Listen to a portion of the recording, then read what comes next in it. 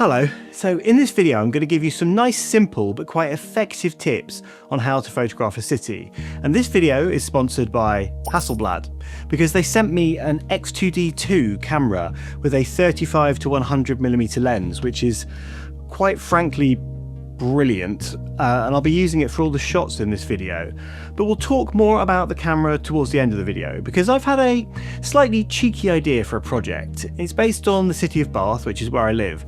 And it's kind of a dark twist on those coffee table books of cities that you get, but we'll get to that in time. Firstly, here are 15 tips on how to photograph a city. Number 1, plan your shots.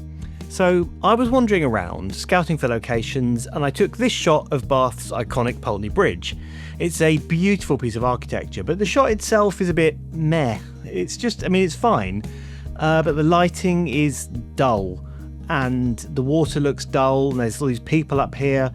So with some planning I came back and I took this shot, which has a lot more atmosphere and vibrancy to it, because the day when I was initially out was overcast and the stone used in Bath for all the buildings looks very beige and bland in overcast light, but in low sunlight it looks golden. And I wanted that golden look of the stone against a solid blue sky, because blue and orange are complementary colours, they're opposite each other on the colour wheel. And this means that architecture will have a good contrast to the sky, and it also means that the shot has the potential to be a lot more colourful. So I looked at the weather forecast and I chose a day where the skies were blue and there were no clouds. I wanted to shoot with the sun low and I wanted the light to be hitting the front of the bridge, so I used this app, PhotoPills, which I highly recommend. There's lots in this app, but all you really need for most types of photography is the planner. You drop a pin in the map, I was about here, and you have these two thin lines here. The yellow represents the direction of the sunlight and the blue is the direction of the moonlight. It tells you at the top when blue hour and golden hour are in the morning and in the evening, because these happen twice a day. And down at the bottom here you can scroll through the time and to see where the position of the sun and the moon will be at any given time. I wanted to shoot at golden hour, but I can see that the sun is hitting the front of the bridge in the morning golden hour. So I cycled down to town at around 6:30 AM to catch the sunlight hitting the right side of the bridge, the front. And what was good about this as well was being out so early meant that town had very, very few people in it. I wanted the shot to feel very still, so I brought an ND1000 filter to stick on the front of the lens, and that's a neutral density filter that reduces the light coming into the lens by 1,000 times, and that meant that I could expose the sensor for several minutes to get the water looking really smooth and glassy. When you're planning a shot, you should think about locations, weather, time of day, the types of shots you want to take, and do be patient. Don't compromise your shots because you can't be bothered to wait for something to move or a light to hit a certain point. If you put the effort in, it'll pay off, and you will be grateful that you did. Number 2, consider whether you want people in your city shots. Because having people in your city shots will give your shots, give them an authenticity and also an energy, because people help show how a place truly is. It makes it feel vibrant and it can give a sense of scale to buildings and streets as well. Having no people will help your viewer focus on the architecture and it will make the shots feel less cluttered and more focused. But it can also help make your shots feel less dated and make them a bit more timeless. Because spaces without people can convey a sense of stillness and calmness, and conceptually that can also suggest an absence or an isolation, or even a way of critiquing how we inhabit urban spaces. Photographer Eugene Auger photographed the streets of Paris in the early 1900s, and he used a dry plate process, which meant the exposures had to be quite long. And because they were so long, anyone moving through the scene simply disappeared. So what should have been a bustling capital city instead looks strangely deserted, and that emptiness gives his images a slightly unsettling quality. If you want to shoot busy places without people, there are 4 ways to achieve this effect. The first one is long exposure, because like Eugene Auger, when you leave the shutter open for several minutes, people in motion often don't remain in the frame long enough to register in the photograph at all. The result is that even a busy area can appear completely empty of people, provided that they're moving through rather than lingering in front of your lens. And this works best when you're shooting from a slightly elevated angle, looking down, or in locations where people don't spend too much time blocking the background. Ultimately, it kind of depends on how people are using the space. The second option is to take multiple photos and composite them. So this method involves capturing a series of images from the same position and then combining them to remove people. Let me show you how this works. So I'll be using Lightroom and Photoshop here, but the same principles should apply across any editing software. So firstly, I'm going to retouch the image the way I want it, and I'm going to sync those settings across all the other images. So here I'll just add my Portrait 160 preset and maybe pull the shadows up a little bit. I think that works for me. So now I'm going to shift click to the end and click sync, and I'm going to synchronize everything. And if you're using Lightroom and you've had any setting on your camera set to automatic, the exposure might change. So what you want to do is this clever little thing called match total exposure. So you go to settings and then match total exposure. This clever tool, it looks at your EXIF data, things like ISO, shutter speed, aperture, and it adjusts the exposure of the rest of the images to match. And as long as the ambient light hasn't changed, you'll get a fairly even exposure across all your images. So I've shot this busy kind of interchange here, and it's just always busy. And what I want to do is remove all the cars, all the people, and I want to turn the traffic lights off. So you want to try and edit this down to as fewer images as you need. So I've now selected those, and I'm going to right click them and go edit in, and then open as layers in Photoshop. So here we are in Photoshop, and we've got these as layers here. If you've shot this handheld, you'll want to select all of the layers and go to Edit, Auto Align Layers. And it should automatically rotate, rescale everything and just line them all up. So now I'm going to select each layer, and I'm going to Option or Alt click a mask on each one like this. So we've got all these layers, and the black mask means that that layer isn't showing at all, because black doesn't show and white does show. Think of it like light. If light is shining on that layer, you can see it. If it's in darkness, you can't. So what we want to get is a brush, press D, and your colors should default. You can press X to switch between them. You can hold Control and Option or Control and Alt to change your brush size by going left and right, and the hardness by going up and down. I think we want something around here. So first off, we're just going to remove all the bits that we don't want. So we're going to remove her. I'll make sure your flow is up to 100%. More people there.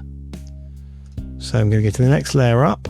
And I'm going to paint white onto the mask of that layer, hopefully revealing the empty background where that person or car has moved. If there is something on that layer in the same place, I'll go to the next layer up again, and I'll keep doing this until everything in the scene has gone, including all the illuminated lights on the traffic lights, so they should appear to be completely switched off.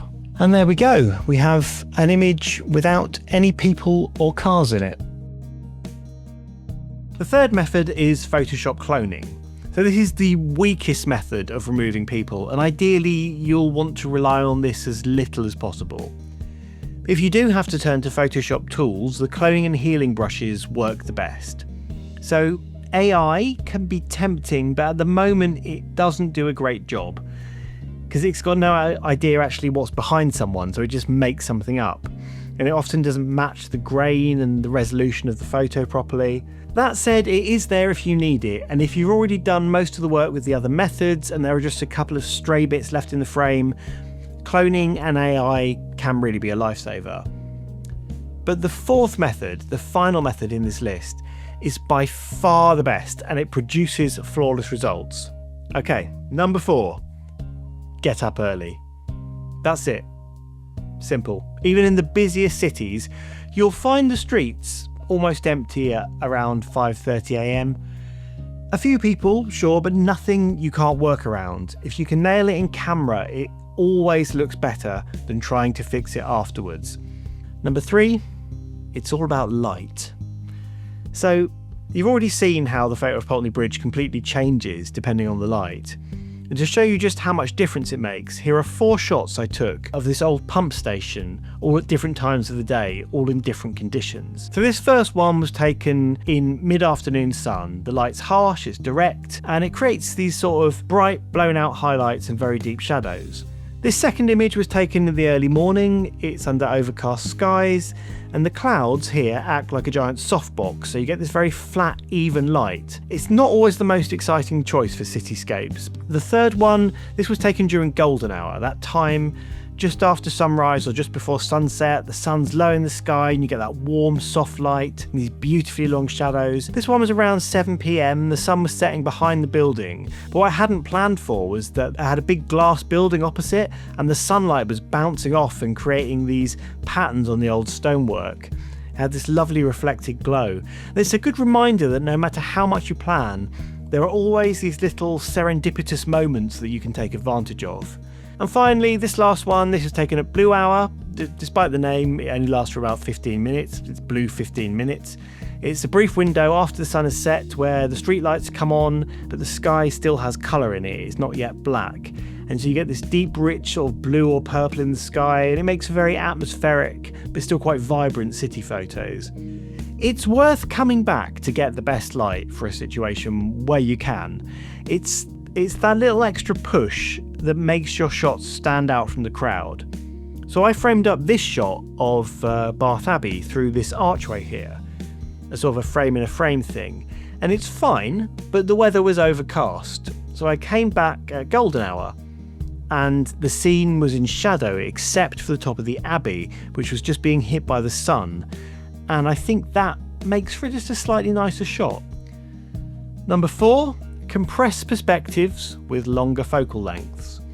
So while a wide lens might feel like the obvious choice for city photography, as it lets you capture big sweeping views and squeeze in those big buildings, it's not always the most effective way to show character.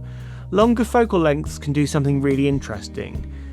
They can compress perspective. During my project of Bath, because Bath is a very hilly city, if you shoot it with a wide lens, those hills tend to flatten out a bit and everything feels a bit further apart than it really is, and you lose that sense of steepness. But if you switch to a longer focal length, you can exaggerate the rise and the fall of the streets. For example, this is a shot here I took of a steep road taken at the wider end of my 35 to 100mm lens, and if you compare it to this one, which was taken at the telephoto end, you can really see how much more dramatically that hill is emphasised. I'd argue that this actually gives a much truer sense of how this city feels when you're here. Different focal lengths change how a cityscape is read. The wide focal lengths, they use them to show scale, and longer ones emphasise shape. Number 5, use long exposure. Long exposure, as I showed earlier, is a really nice tool for city photography because it lets you see the city in a way that we can't see with our own eyes, and the results don't always have to scream long exposure. Sometimes it can just be very subtle. It can be just smoothing out some movement or softening the light slightly, although you can also make it a bold feature of your images. Alexei Titarenko used long exposure in a really interesting way in his project City of Shadows.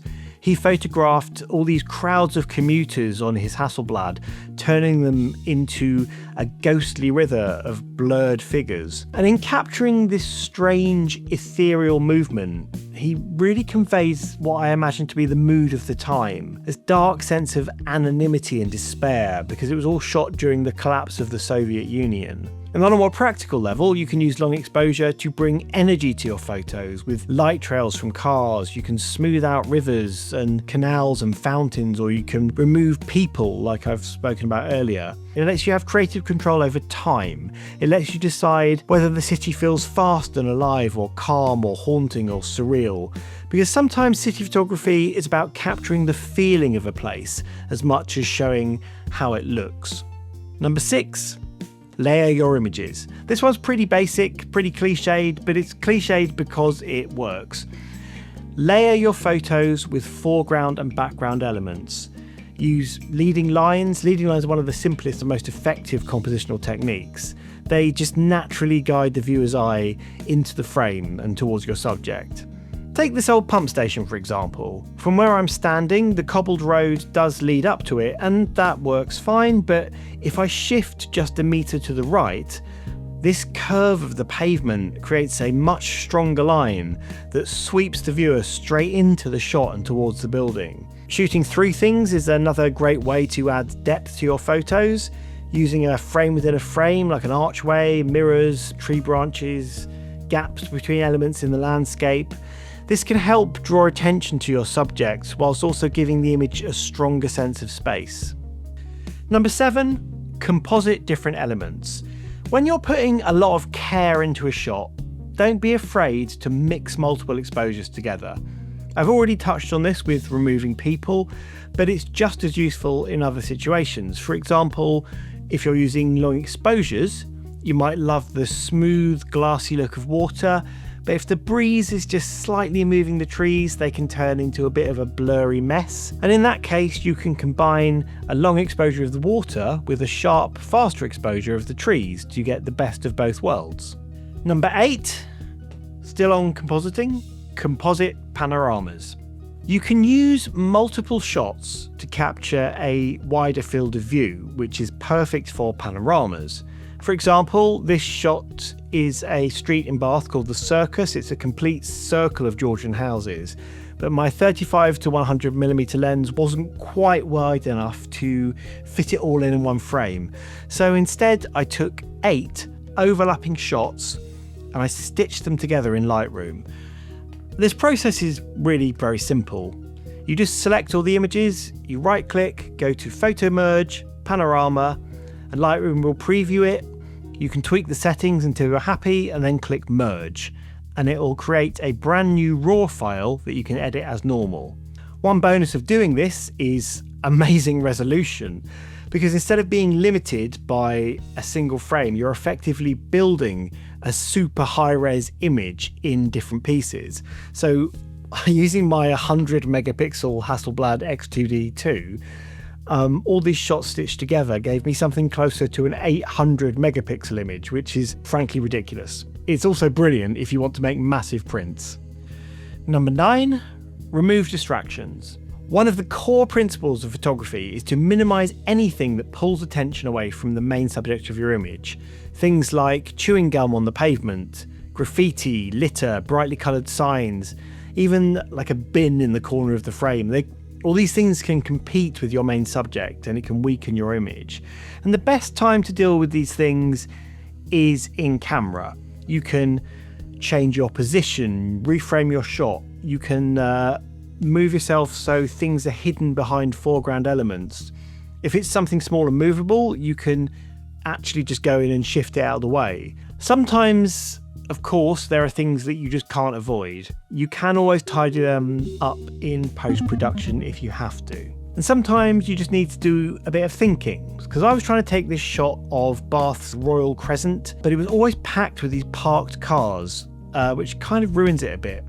But I found that if I went down into the park in front of it, and I got down low, I could obscure the cars with the camber of the ground. So the key is to train yourself to notice these details while you're out shooting and to find ways to hide them, because fewer distractions you allow in the frame, the stronger and more focused your image will feel.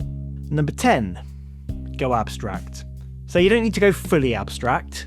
Your photos can be still recognizable scenes. But what I mean is that their impact can be derived from abstract principles. So focus on shadows and reflections and colours and the way shapes and tones interact, rather than thinking about capturing a literal subject. Now, Sol Leiter was a master of this. He often shot through misty windows. He layered his frames. He contrasted bold colours to create images that felt really painterly and atmospheric. And even photographers like Robert Adams, whose work is a lot more figurative, structure his images around these abstract principles. His seemingly simple scenes rely on a balance of rhythm and proportion and the interplay of light and shadow, and this method of composition can make even ordinary subjects very visually compelling. So don't just think about what's in your frame, think about the visual impact of the frame itself. Look for symmetry, repetition, strong geometric elements. Don't be afraid to experiment. Think of your frame in terms of tone and shape and colour. Number 11, I don't have 11 fingers, luckily. Look for humorous or quirky juxtaposition. Another way to approach city photography is to play with the unexpected relationships between different elements that you may find in a scene. And this can take many different forms, because you've got photographers like Matt Stewart, who've developed a keen sense of observation and create images that are very playful and often just outright funny. But it doesn't need to be that obvious. You could make it more subtle. Compositions where shapes or lines or colours just visually align in a satisfying way. The key is to keep your eyes open for contrasts. Look for like the old and the new together, intentional and unintentional, the serious and the absurd. Look for things out of place. Clever observations can make your images very memorable. Number 12, get whole buildings in the frame. So you don't have to do this all the time, but sometimes it is worth capturing an entire building rather than cropping it. If you can fit the structure fully in your frame, your image can feel a bit cleaner and calmer, and it feels like there's space to breathe. Now, this approach works well as a contrast to maybe busier or more frenetic or chaotic city shots. And having a balance of both can make your images seem like they're an intentional set. They can feel a bit more balanced. Number 13, dodge and burn. This is the most important and most overlooked aspect of retouching that I see lacking in amateur work. It's a technique as old as photography itself. Without it, photographers like Ansel Adams wouldn't have made anywhere near the impact they did. So these days, dodging and burning is a much more sophisticated process than it was back in the darkroom days. You can select very accurate areas now. There's a whole host of tweaks you can do to make something more noticeable or less noticeable. You can play with shadows, highlights, contrast, sharpness, clarity, dehaze, saturation. There's so many techniques you can employ to just subtly draw your eye away from certain areas in your image or towards other ones. And subtlety really is the key here. If you can see you've done it wrong. Dodge and burn, take a break, come back with fresh eyes, evaluate your edit. So while in programs like Lightroom, you can select people, you can select landscape elements, you can do things like select the sky, buildings, foliage in very specific ways now. It's still often a good technique to simply just use a soft round brush or a smooth gradient or vignettes. Of course, what you can get right at the time is the best thing. You can't dodge and burn a bad shot into a good one. You need to wait for the time the sun is hitting the bits that you want to illuminate, but dodging and burning can help you just bring that out a little bit more in your final edit. Number 14, trust your gut. So I'm giving you all these rules, but ultimately you need to trust what feels right. Because rules are great, they give you a starting point. But if you feel something works, then forget technique, forget rules, forget what should work, forget how much work you've put into something. Just follow your instinct. Number 15, think about concept. Because if you want your city photography to stand out, it helps to approach it with a concept or a project in mind. So ask yourself, what can I do differently? Think about what you shoot, when you shoot it, how you shoot it, and why you're shooting it. Having a concept in mind can help give your images a cohesion. It can turn a series of city photos into something that's more like a body of work, maybe one that tells a story or explores an idea. And that leads me nicely onto the project that I've been working on, the one I've been shooting with the X2D II and the 35 to 100mm lens. It's basically a project about Bath, the city I live in, because Bath is beautiful, it's historic, it's very touristy. It's one of the most visited cities in the UK. It gets hundreds of thousands of tourists visiting every year due to places like the Roman Baths, Bath Abbey, the Royal Crescent, Pulteney Bridge, all the Georgian architecture, all the locations they film Bridgerton, all the places they film things like Wonka, and basically every other period drama you can think of. Honestly, it's like living in a film set sometimes. But it gets very crowded, basically. So when the city empties in the evening, it takes on this very different feeling. So golden hour light kind of floods the streets and the crowds leave and everything goes sort of still. And it feels almost slightly wrong. So to borrow Freud's term, unheimlich, familiar and beautiful, yet subtly estranged from itself. And it's this mildly sort of unnerving stillness that I want to pursue, because this project, I'm building on a project on earlier work that I started a few videos ago. I started a project set in a park that I frequented as a child, and in that I was sort of exploring atmospheres of eeriness and dislocation. And here I want to push that a little further. I want to set up a deliberate tension. I want to create images with the surface qualities of a conventional coffee table style of photography of Bath, but laced with an undercurrent of unease. I'm going to do this by having no people and sort of no signs of life. All the lights off where possible, even traffic lights, just enough that the city feels a little bit too quiet. And I don't want it to be too overt, just enough that a single image on its own sort of seems fine, but as a collective, the more you go through this potential book, the more wrong it feels. So I think this should be shot at, or at least appear to be shot at golden hour, or the evening golden hour, or twilight. I think the timing's pretty key because I want to capture that liminal time, that window of calm after the day's activities are finished, but with that feeling that night is soon kind of closing in. And as I said before, I'm going to go with my gut on this. I really need to feel my way through it. That's always a good way to pick images. Just go with your instinct. So I'm going to talk about the Hasselblad gear now, and I want to preface this by saying that composition, light, concept, timing, all that stuff, it matters far more than any gear, because some of the most striking images ever made were shot on very basic equipment, and I do believe this to my core. But yeah, I still wanted the X2D II, so why is that? Well, it's because it's a massive oversimplification to say that a camera doesn't matter, because a better camera can give you the look you want, it can make shooting easier, it can make some shots even possible. The key is that great photos come from vision and skill first, and the camera is a tool to help you realise that vision. And there's a reason that professionals like to use high quality tools, and there's a reason that Hasselblad is so highly regarded in the world of photography. And I'm not a tech reviewer, so I'm not going to go hard in all the tech details. That would be disingenuous of me. But I am a photographer, so I'm going to go over the things that matter to me in real world use, because I do genuinely, absolutely love this camera.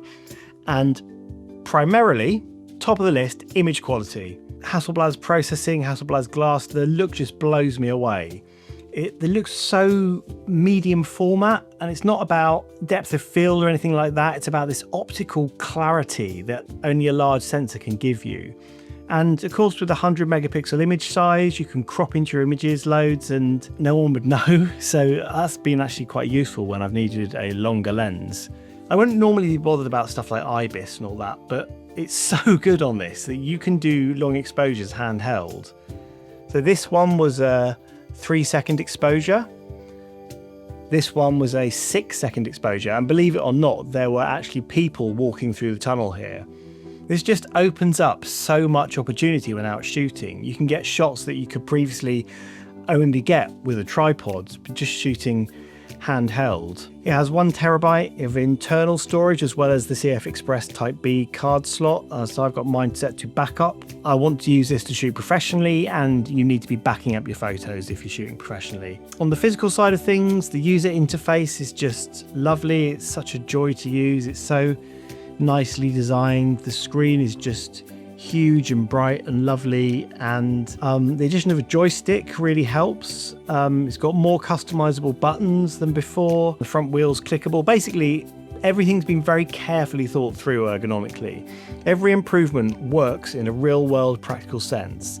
But the big upgrade for me with this design is how the screen flips out. Because on the X2D, the screen tilted out, but the eyepiece was in the way. And I like shooting at waist level and looking down.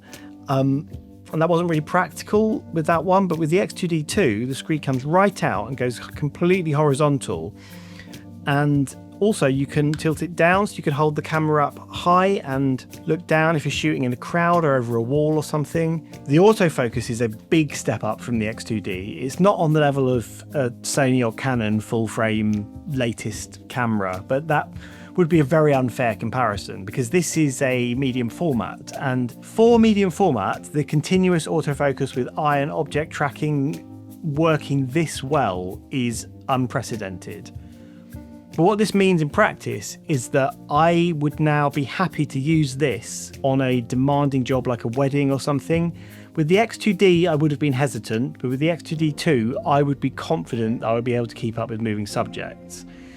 And when it comes to the files, this is a bit of a paradox really, because it has this amazing scope for working with images in post. You can pull so much detail out of the shadows and highlights, and there's so much you can do with the images in post. But also, Hasselblad gets it really right in camera. They come out of the camera looking pretty perfect, way more than any other camera I've ever used. So they don't actually need that much editing.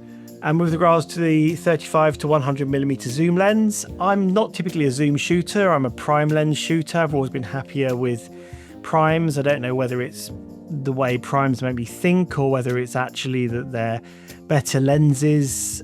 As I get older, I find I'm wanting zoom lenses more for certain situations. And the answer to that age-old question, primes or zooms, is the answer is really kind of both, because they're suitable for different types of shots. Different lenses are suitable for different situations. Like if I'm doing a pre-arranged portrait shoot or like a most kind of art shoots, I'm probably going to go with a prime lens. But if I'm wandering around a city and I'm going to need to keep changing my focal length, a zoom is probably better. Because it's got that wide telephoto range, it covers me for pretty much 99% of what I want to shoot. This lens, so it's 2.8, f over 2.8 at the wide end and f over 4 at the long end. It's a nice aperture. If you're looking for a guide to depth of field, you've got to think, you don't compare it to a full frame because the perceived depth of field is shallower. You still get those portraits with a nice blurry background, both wide and at 100mm. It's apparently the fastest focusing of the XCD lenses available at the moment. So I could go into all the technical stuff, but in terms of images this thing kicks out, it's a very nice lens. The colours, the image definition, they're just perfect. The bokeh's nice. It's a big lens, but it's not actually too heavy. If I could only have one lens for this system, I would choose this one. So my final thoughts on the camera: if Hasselblad hadn't sent me these, I would like to buy them. This is my new camera of choice, and I am just using it all the time now. So do let me know what you think about my city project idea. Is it a good idea for a project? Is it too simple? Do the shots work? Let me know. Anyway, I'll see you next time.